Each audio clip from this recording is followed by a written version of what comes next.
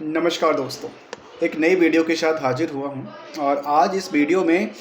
हम लोग चर्चा करने की कोशिश करेंगे जो आजकल मार्केट में एक सेक्टर है, जो सेक्टर कहा जाता है कि आने वाले समय में काफ़ी ज़्यादा फ्यूचरिस्टिक है। जैसे हम आप रूबरू हो रहे हैं, इसमें भी डेटा का यूज होता है और डेटा में अर्थात केवल डेटा ही नहीं,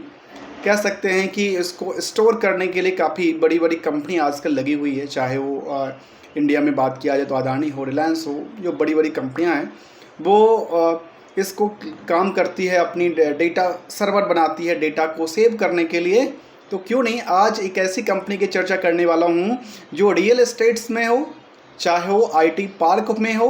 या फिर हॉस्पिटलिटी इंडस्ट्रीज में डेवलपमेंट का मामला हो, या फिर आईटी पार्क के अलावा डेटा सेंटर,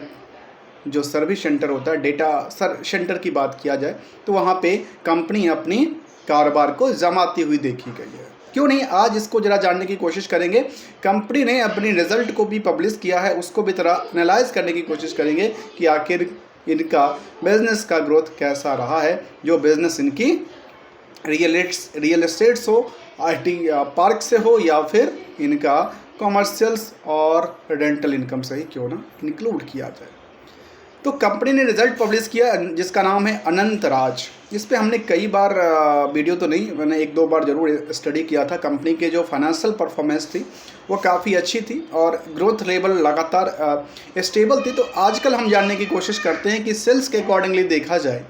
तो कंपनी का रेवेन्यू जो था उसमें करीब करीब कह सकते हैं कि 20% से ज़्यादा की उछाल आई है। तो साथ में यदि वाई बेसिस पे यदि आप सेल्स के अलावा प्रॉफिट की मार्जिन की देखा जाए, प्रॉफिट की बात की, तो वो भी नियरली ग्रोथ लेवल पे देखने को मिला। तो सवाल ये आता है कि आखिर साल दर साल जो ग्रोथ था कंपनी का वो कैसा था, क्योंकि ये तो एक सीजन का ग्रोथ था। कंपनी का वैल्यूशन कैसी है आज के टाइम में इतने सारी चीज़ों को होने के बावजूद, और क्या ये अट्रैक्टिव लगता है कि नहीं लगता है, क्या यहाँ से मार्केट बड़ी मूव करने की तैयार है या नहीं है। दोस्तों, आपको प्रेडिक्शन नहीं दे रहा हूँ कि आप किसी हमारी कुछ लर्निंग के ऊपर आप कोई डिसीजन लें। आइए ज़रा समझने की कोशिश करते हैं इस कंपनी को लेकर के जिसका नाम है अनंत राज लिमिटेड।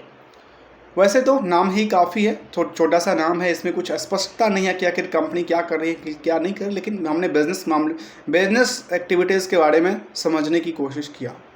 आजकल कह सकते हैं कि पी रेशो को अकॉर्डिंग यदि कंपेयर करते हैं, जिसको हम आमतौर पे अर्निंग पर शेयर पे मार्केट की करंट सिनेरियो को देखते हैं, तो करीब 42 मल्टीपल में ट्रेड करता है। जबकि बुक वैल्यू और इंट्रिंसिक वैल्यू को कंपेयर किया जाए फ्रॉम द करंट मार्केट की प्राइस से,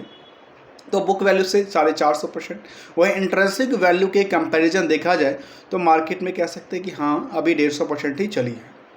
सवाल ये आती है कि एक कंपनी के पास जो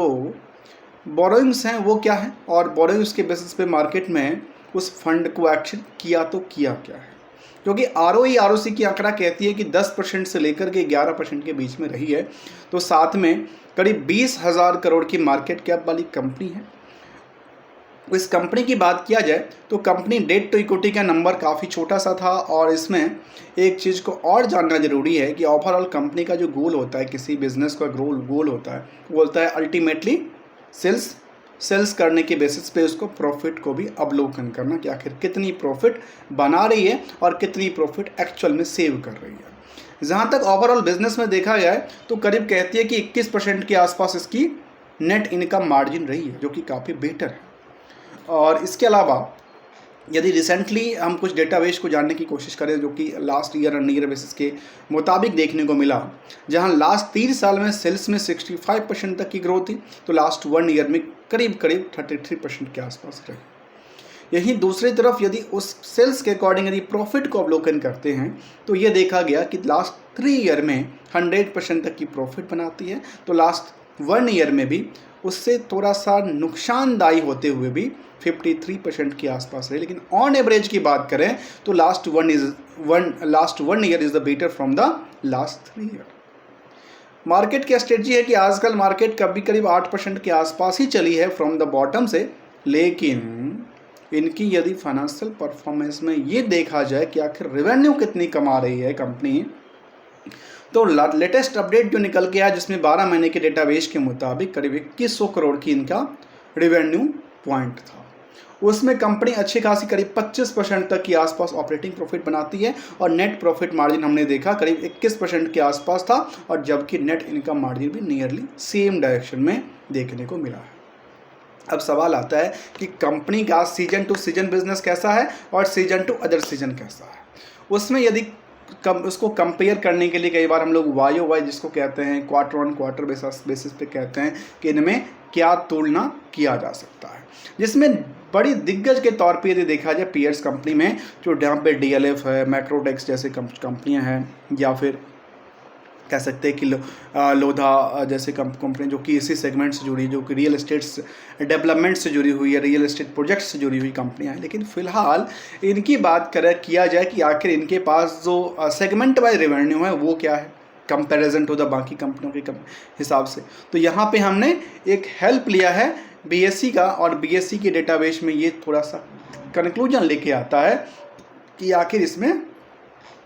किस सेगमेंट से निकलता है। लेकिन फिलहाल यहाँ पे ऐसा कोई भी डेटाबेस देखने को नज़र नहीं आई, जिसके बेसिस पे हम आपको ये नहीं कह सकते कि इनका सेगमेंट जो है वो IT पार्क से है, हॉस्पिटलिटी इंडस्ट्रीज से है, या development of the real estates है, या फिर रेंटल इनकम से कमाती है, या कंपनी क्या करती है, या जिसको हम आमतौर पे कहते हैं कि स्टार्टिंग कह रहे थे कि डेटा सेंटर के तौर पे ये उभरती हुई चेहरा तो नहीं, क्योंकि यहाँ पे कोई ऐसा कंक्लूजन देखने को नज़र नहीं आ रहा है। अब सवाल आती है कि आखिर यहाँ पे कंपनी में है क्या, इनकी ग्रोथ रेट को लेकर के मार्केट में इनके पास बचा क्या है, जिसको हम कहते हैं जो बैलेंस शीट का पोजीशन क्या कहता है। देखिए बैलेंस शीट के पोजीशन में कहता है कि कंपनी के पास जो 4000 करोड़ के आसपास रिजर्व पड़ी हुई थी, उस 4000 करोड़ के रिजर्व के उपरांत में कंपनी ने करीब 450 करोड़ से ज़्यादा अर्थात 500 करोड़ मान लेते हैं, 500 करोड़ का कर्ज लेती है। तो अब क्या हो गया, टोटल फंड की बात किया जाए तो करीब 4500 करोड़ के आसपास फंड बनती है, और 4500 करोड़ की फंड के उपरांत में कंपनी ने 1300 करोड़ का फिक्स एसेट्स डेवलपमेंट किया। तो रेस्ट फंड कहाँ पे डील करती देखी गई, अदर एसेट्स में बनती हुई। अर्थात जो ज़्यादातर फंड देखने को मिला है वो उनकी अदर एसेट्स में इन्वेंट्रीज में करीब 1100 करोड़ से ज़्यादा की बात दिख रही थी, और साथ में कंपनी चाहे वो अदर एसेट्स की बात ही क्यों ना किया जाए, इसमें अच्छी खासी पोजीशन देखने को मिला, जिसकी बेसिस पे करंट रेशो की पार्ट जो थी वो करंट रेशो की नंबर में क्या होता है कि 5.43 का आंकड़ा आती है, जबकि डेट टू इक्विटी नंबर में 0.12 का आंकड़ा थी। अब एक चीज़ को और गौर कीजिएगा कि ओवरऑल कंपनी का जो गोल था, मोटिव था कंपनी की कारोबार को लेकर के, उसमें कितनी दिक्कतों का सामना करना पड़ रहा है, और क्या आपको लगता है रिस्क फैक्टर जो इनकी क्लाइंट बेस से आती है। यदि ओवरऑल कंपनी की डेटर्स रेशो की बात किया जाए तो करीब 6% के आसपास रही, जो कि चिंता की बात बिल्कुल नहीं है। इसके अलावा यदि प्रॉफिट को डेटर्स पार्ट से कंपेयर करके देखा जाए तो ऑन एवरेज देखा गया कि करीब 22% 27% के आसपास मान लेते हैं, 27-30% के आसपास एवरेज रही। इसमें भी कुछ चिंता की बात, अर्थात कंपनी जो पैसे प्रॉफिट बना रही है वो उनके लिए शुद्ध बचत वाली चीज़ें, क्योंकि मार्केट में बहुत ज़्यादा मार्केट उधार पड़ी हुई नहीं देखी गई है। एक सवाल और आती है साथ में कि क्या उधार पड़ी हुई फंड का कितने दिन में वो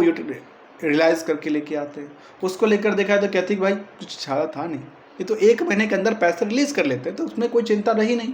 और पिछले साल दर साल की बात किया जाए तो वो वहाँ पे स्टेबल थी, अर्थात कोई फ्लक्चुएशंस नहीं था ईयर ऑन ईयर बेसिस को लेकर के, जबकि स्ट्रॉन्गनेस की बात थी कि साल दर साल इसमें अपने आप को पैसे रिकवरी के मोड में अच्छी खासी पोजीशन इम्प्रूवमेंट करती देखी गई। फिर सवाल ये आती है कि आखिर कंपनी का जो रिस्क क्या है और रिटर्न की एक्सपेक्टेशन क्या रखी जाती है, क्योंकि हम आपको कोई प्रेडिक्शन की बात तो करते नहीं हैं। यहाँ पे जब आप सीजन टू सीजन बिजनेस को कंपेयर कर रहे थे, जहाँ पे DLF हो, मैक्रोटेक्स हो, या फिर दिग्गज कंपनी चाहे लोधा हो, चाहे वो गोदरेज प्रॉपर्टी जैसी कंपनियाँ हों, इन सभी कंपनियों के YOY बेसिस पे यदि ऑन एवरेज वैल्यूशन को देखते हैं तो अनंत राज लिमिटेड में बुक वैल्यू के कंपैरिजन, जहाँ पे हमने कहा 450%, इंट्रिंसिक वैल्यू कंपैरिजन केवल 150%, अर्थात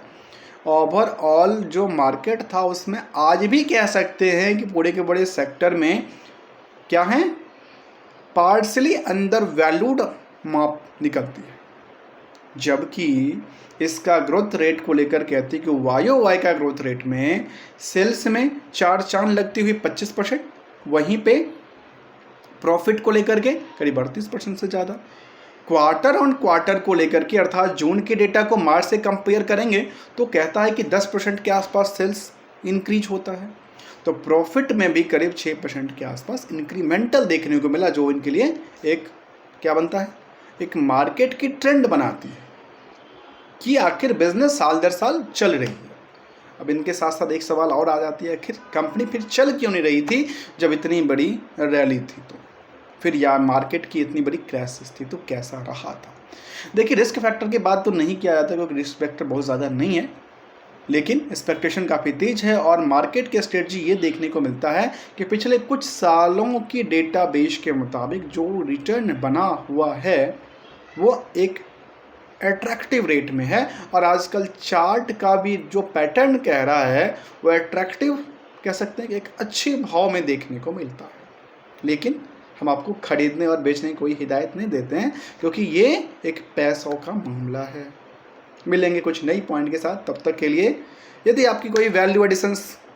मिलते हैं तो वीडियोस को लाइक, चैनल को सब्सक्राइब करना बिल्कुल मत भूलेगा। यदि एक बात को ध्यान रखिएगा कि शेयर होल्डिंग पैटर्न कैसा था ये भी जानना जरूरी होता है, मैनेजमेंट कैसा था ये भी जानना जरूरी होता है। तो इस कंपनी की बात करें तो मैं इस कंपनी में शेयर होल्डिंग पैटर्न कहता है कि FI और DI के पास जो पोजिशंस थी वो काफ़ी स्ट्रांग थी और आम पब्लिक विन में अच्छी खासी पोजिशन के साथ बने हुए देखे गए थे। ये छोटी सी इंटरेस्ट की बात थी, हमने इसको थोड़ा सा डिटेल में जानने की कोशिश किया, जिसको आमतौर पे हम कल कहते हैं कि फंडामेंटल, जिसको हम बेस कहते हैं कि कंपनी का बिजनेस कैसा कैसा चल रहा था और उसका क्या आउटपुट निकल के आ रही थी। मिलेंगे कुछ नई वीडियो के साथ, तब तक के लिए थैंक्स फॉर द लर्निंग है दोस्तों।